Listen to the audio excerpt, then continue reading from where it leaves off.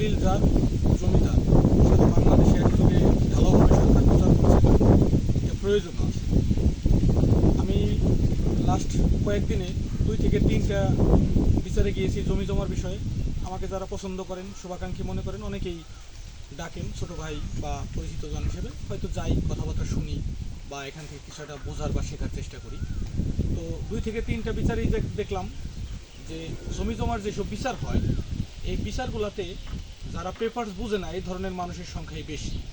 তাই ভবিষ্যতে যারা জমি মাপ করবেন বা সীমানা নির্ধারণ করবেন, জমি জমার ব্যাপারে করবেন, জমি জমার ব্যাপারে বুঝে না এমন লোকজনকে ডাকা থেকে বিরত থাকবেন। কারণ এদের একটা সিন্ডিকেটই এইসব বিষয়ে আরও ভেজালটা বড় করে তোলে, না বোঝার কারণে, ভুল বোঝার কারণে। কেন বললাম, লাস্ট কয়েকদিন আগে আমি চরে গিয়েছিলাম একটা জমি জমার বিষয়ের ভেজাল দেখতে। সেখানে প্রায় কয়েকশো বিঘা জমি একটা সিন্ডিকেট জোর দখল করে খাচ্ছে, তাদের কোনো পেপারস নেই। উইদাউট পেপারসে খেয়ে যাচ্ছে, শুধুমাত্র বাহুবল, শক্তিবল, বেশি শক্তি, দলীয় ক্ষমতা, বিভিন্ন কন্দল, এই বিষয় নিয়ে। আমার মূল উদ্দেশ্য হচ্ছে, এখন বর্তমান বাংলাদেশ সময়ে যেই ধরনের আইন বাংলাদেশে বলবৎ রয়েছে, দলিল যার বা পেপার যার, জমিদার। একটা জমি দুইভাবে আপনি মালিক হতে পারেন, রেকর্ডীয় মালিক হতে পারেন ওয়ারিশ সূত্রে, আরেকটি হচ্ছে ক্রয় সূত্রে। যদি ক্রয় সূত্রে মালিক হন, দলিল থাকা আপনার ম্যান্ডেটরি। যদি ওয়ারিশ সূত্রে মালিক হন, তাহলে আপনার রেকর্ড থাকা ম্যান্ডেটরি, যেমন সিএস থেকে শুরু হবে, এসএ, আরএস, বিএস বা মিউটেশন, আরও বিভিন্ন জরিপ থাকতে পারে। এখন প্রশ্ন হচ্ছে, বাহুবলে, গায়ের বলে, দলীয় প্রভাবে, নেতা পেতাদের প্রভাবে আপনি আর জমি ভোগ করতে পারবেন না। টুডে অর টুমোরো আপনাকে এই জমি ছাড়তে হবে। মুদ্রা কথা হচ্ছে, কাগজ ছাড়া, বৈধ প্রমাণ ছাড়া, এভিডেন্স ছাড়া জমি ভোগ দখলে রাখা যাবে না। তাই যারা এই ধরনের সমস্যায় আছেন, অতি দ্রুত আপনাদের কাগজপত্র আপনারা রেডি করে উপযুক্ত জায়গায় আপনারা যোগাযোগ করুন। অবশ্যই আপনার জমি আপনি ফেরত পাবেন।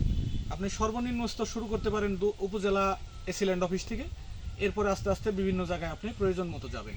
এখন প্রশ্ন হচ্ছে, আপনার এই কাগজগুলো যারা ভালো বুঝে, পেশাদার লোক, তাদেরকে দিয়ে আপনি দেখাতে পারেন। এবং বিশেষ করে আপনি একজন যারা সিভিল কেস নিয়ে বিট করে এমন একজন অ্যাডভোকেট বা সার্ভেয়ার, অথবা যারা ল্যান্ডের ব্যাপারে এক্সপার্ট, যাদের গবেষণা পড়াশোনা আছে, বা যারা সুপার এক্সপার্ট এই ব্যাপারে, তাদের সাথে নিয়ে আপনি এগিয়ে যেতে পারেন। এখন প্রশ্ন হচ্ছে, বাংলাদেশের ল্যান্ডের ব্যাপারে সবচেয়ে বড় একটা সিন্ডিকেট হচ্ছে ব্রোকার সিন্ডিকেট। তাই উপযুক্ত প্রমাণ, পেপারস বা কাগজ না থাকলে জমি ভোগ দখল করা যাবে না। আমি আমার এই বয়সে এ যাবৎকাল 100+ জমির বিচার সালিশ দেখেছি। সেখানে বেশিরভাগ সময় আমরা দেখতে পাচ্ছি পেপারসের বাইরের কথাটা বেশি আলোচনা হয় এবং পেশি শক্তিটাকে প্রভাব দেখানো হয়। পেপারসের বলেই মালিকানা হবে। তাই টুডে অর টুমোরো আপনাকে জমি ছাড়তে হবে। যারা ভূমিদস্যু আছেন, এখন থেকে আপনাদেরকে সতর্ক হতে হবে। উপযুক্ত কাগজ ছাড়া জমি ব্যবহার করা যাবে না, ভোগ করা যাবে না। এটা একদম ক্লিয়ার। এটা মাস পিপলের কাছে পৌঁছে দিতে হবে আমাদের সকলকে।